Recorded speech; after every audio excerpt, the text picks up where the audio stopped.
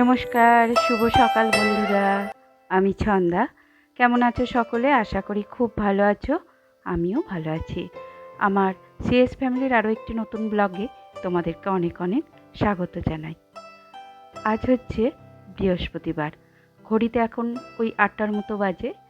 আর সকালের যা যা বাসি কাজ থাকে মোটামুটি কমপ্লিট। আর এই তো দেখো ছাদে একটু এলাম শাশুড়িমার শাড়ি জামাটা একটু বাসি যে শাড়িটা চেঞ্জ করা হয় বা আমার নাইটিটা সেগুলো একটু ছাদে রোদে দিতে এলাম।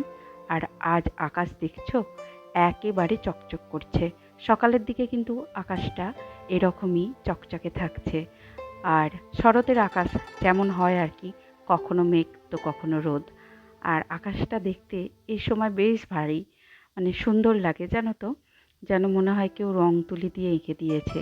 নীল আকাশে সাদা মেঘ, মনটা বেশ ভালো হয়ে যায়। আচ্ছা আচ্ছা আসি আর আকাশটাকে মন ভরে দেখি। প্রকৃতির এই সৌন্দর্য সত্যি কিন্তু মুগ্ধ হওয়ার মতোই, তাই না বলো বন্ধুরা?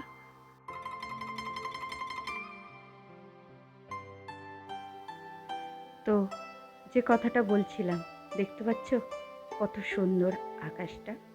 আশা করি এখন সকলেই এইভাবে আকাশের দিকে তাকায় একটু হলেও। এই যে এত সুন্দর গাঢ় ঘন নীল, তার মধ্যে সাদা ভেজা তুলোর মতো মেঘ, সত্যি চোখ সরানো যায় না। একটু গরম হচ্ছে কিন্তু এত সুন্দর লাগছে যে তোমাদের কি বলবো। যেদিকে তাকাচ্ছি ছেঁড়া ছেঁড়া সাদা মেঘ আর নীল আকাশ। মাঝে মাঝে এই আকাশটা দেখতে দেখতে একটা কথা কি মনে হয় বলো তো বন্ধুরা, মনে হয় বেশ পাখি হতে পারতাম, আকাশের বুকে এরকম নিশ্চিন্তে ভেসে বেড়াতাম, বেশ মজা হতো। কিন্তু সেটা কল্পনাতেই সম্ভব, বাস্তবে নয়। তাই মন ভরে যেটা সম্ভব সেটাই করি। আকাশটা যাই হোক বন্ধুরা, আকাশ থেকে একেবারে নেমে এলাম রান্নাঘরে। কারণ কল্পনার জগতে তো আর ভাসলে হবে না, কারণ এখন বাস্তবে ফিরে আসতে হবে, না হলে আবার পেট শুনবে না।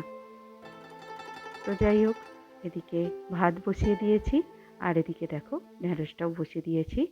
আজকে বৃহস্পতিবার, একদমই সিম্পল রান্না করব, কারণ আগের দিন চিকেন হয়েছিল।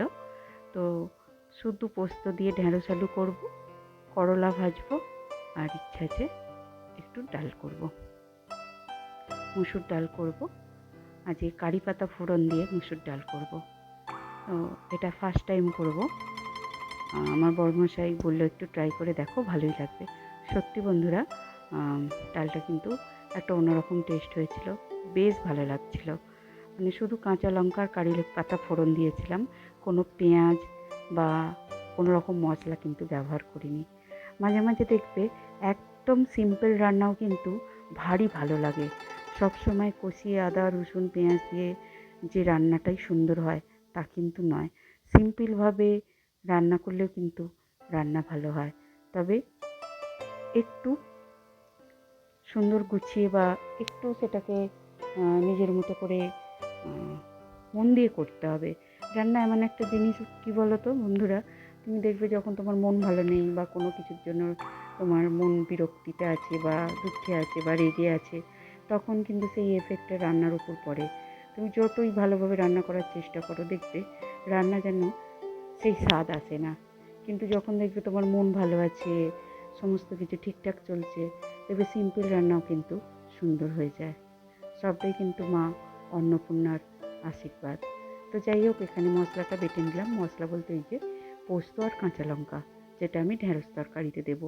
ঢ্যাঁড়স তরকারিতেও আমি কোনো মশলা আর দিইনি, না টমেটো, না পেঁয়াজ, না রসুন, না আদা, অনলি পোস্ত আর কাঁচা লঙ্কা। তো ওদিকে কী করলাম বলো তো, মশলাটা বেটে নিয়ে আর এই যে জানালাটা আছে এটাকে গুছিয়ে মুছে নিলাম। কারণ অপরিষ্কার জিনিসটা আমার একদমই ভালো লাগে না।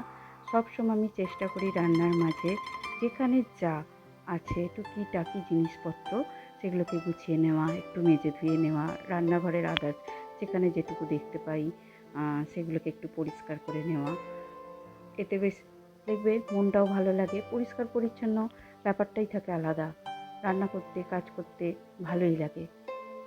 তো ওখানে রান্না মানে জানলাটা মুছে নিয়ে ভাতটা আর ভাজাগুলো রেখে দিলাম। আর এদিকে দেখো ওয়াশিং মেশিনে কিছু জামা কাপড় আছে, ছেলেদের স্কুলের ড্রেস আছে, আর নিচের ঘরে বালিশের ওয়্যারগুলো দিয়েছি। ওদিকেও মেশিন চালু করে দিয়ে এদিকে বাকি রান্নাটা করতে এলাম। আর এখনও পর্যন্ত আমি কোনো কিছু জল দিইনি, শুধুমাত্র পোস্ত দিয়ে আর একটু কালো জিরে ফোড়ন দিয়েছিলাম, কাঁচা লঙ্কা ফোড়ন দিয়েছিলাম, দিয়ে আলুগুলোকে বেশ ভালো ভাজা ভাজা মতো করে সিদ্ধ হয়ে যাওয়ার পর ঢ্যাঁড়সগুলো দিয়েছি। কারণ ঢ্যাঁড়সগুলো অনেকটা আগে দিয়ে কী হয় বলো তো, একেবারে গলে যায়, ওই ব্যাপারটা আমার ভালো লাগে না, যে ঢ্যাঁড়স যে একটু শক্ত ব্যাপারটা থাকবে সেটাই। আর এটা হচ্ছে জাগেরি পাউডার, যেটা বড়মশাই এনেছে, বললো ছেলেদেরকে এবার থেকে ছাতুতে চিনি দেবে না বা আমাদের চায়েতে চিনি দেবে না, এর পরিবর্তে এইটা ব্যবহার করবে। এটা অনেক দিন ধরেই আনার কথা চলছিল। সামনে আমরা রান্নাতেও টুকটাক চিনি ব্যবহার করি, চায়ে ব্যবহার করি, ছাতুতে ব্যবহার করি। চিনি খাওয়াটা ভালো নয়, কিন্তু কি করা যাবে সব সময়। প্রথমে দেখো বন্ধুরা, মধু ব্যবহার করতাম, তারপরে বললো মধুটাও ঠিকঠাক নয়, তারপরে গুড় ব্যবহার করতাম, সেটাও ঠিকঠাক হলো না। তো এখন ওই জন্যই পাউডারটা আনা হয়েছে। তো দেখা যাক এটাও কতদিন আমরা কন্টিনিউ করতে পারি, কারণ বিষয়বস্তুটা হচ্ছে প্রচুর দাম পড়ে যায়। তো যাই হোক, যেহেতু আমরা চিনি লাভার কেউ নয় অতটা, তো অল্প একটু আধটুর জন্য ঠিক আছে। তো ওখানে তরকারিটা কমপ্লিট করে এদিকে মেশিনটাও চালু করে দিয়েছি, কারণ ওদিকে আমার রান্নার কাজটাও হচ্ছে আর এদিকে কাচাকুচিটাও হয়ে যাবে, দুটো কাজ একসাথে। যেহেতু অল্প রান্না ছিল, তো দেখো আমার রান্না প্রায় কমপ্লিট। আর যেহেতু আজকে বৃহস্পতিবার, আজকে আমি সকালবেলার দিকে ঘর দোরটা মুছতে পারিনি, কারণ একটু বেলা হয়ে গেছিলো উঠতে। তো ভাবলাম বেলার দিকে রান্না কমপ্লিট করেই ঘর দোরটা মুছে নেব। তো তাই জন্য দেখো রান্না কমপ্লিট করে বাসন মেজে একবারে গ্যাস পরিষ্কার করে নিচ্ছি, নিয়ে তারপরেই আজকে ঘর মুছবো। আর বৃহস্পতিবার মানেই তো পুরোটাই আমাকে মুছতে হয়। তো দুদিন আগেও মুছেছিলাম, আর এখন বৃহস্পতিবার তো মুছি, তার সাথে সাথে যেদিন যেমন সময় সুযোগ পাই বা রান্না তাড়াতাড়ি হয়ে গেলে বা যেদিন তাড়াতাড়ি উঠি, সেইভাবে কিন্তু মুছে নেই। তো আমাদের বললাম না, আমার সবসময় চেষ্টা করি একটু পরিষ্কার পরিচ্ছন্ন রাখার, আর একার দ্বারাই সম্ভব হয় না, কারণ শাশুড়ি মা পরিষ্কারের দিকটা কিছুই এখন করতে পারে না, কোনো কিছুই না পরিষ্কারের দিক থেকে, রান্নাঘরের সরঞ্জাম বলো, ফ্রিজ বলো বা আদার্স কিছু।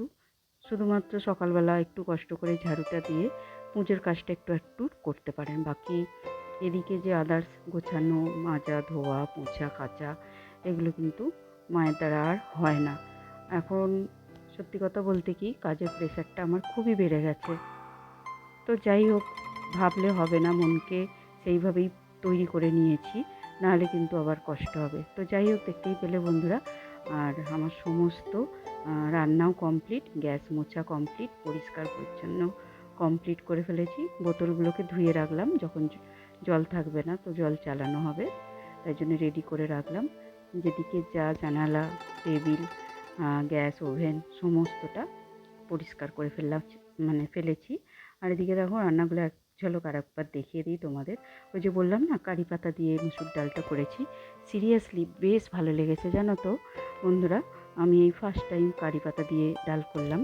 আর এটা হচ্ছে ওই তো ঢ্যাঁড়স আলু পোস্তটা, আর সাথে রোজকার যা থাকে আমাদের করলা ভাজা, এটা আমাদের মেনুতে প্রতিদিনের থাকে, আর আছে পটল ভাজা। তো যাই হোক, এই তো দেখো চলে এসেছি ঘর মুছতে। আজকে আমাদের উপরের ঘরটা দিয়েই মোছামুছি শুরু করলাম, কারণ ঘরের বিছানাটা পড়েছিল, সেদিন লেটে উঠেছিল বলে। তো তাই জন্যই আর কি বিছানা গুছিয়ে টুকিটাকি যা জামা কাপড় ছিল সেগুলোকে গুছিয়ে নিয়েছি, নিয়ে ঘর মুছছি। তো আমাদের ঘর থেকে শুরু করলাম দেখলে, তারপরে বাইরের বারান্দাটা মুছে নিচ্ছি, তারপরে সিঁড়িগুলো মুছে আমাদের বাইরের হলটা মুছবো, তারপরে একেবারে নিচে ঘরে যাব। তো এইভাবে পুরো মোছামুছিটা কমপ্লিট করে নেব। কারণ কি বলো তো বন্ধুরা, যদি কাজ একটু বুদ্ধি করে, একটু আইডিয়া করে নিয়ে, মানে কোনটার পর কোনটা করব সেটা যদি আগে থাকতে একটু প্ল্যান করে নেওয়া যায়, তাহলে কিন্তু কাজ অনেকটাই সহজ হয়ে যায়।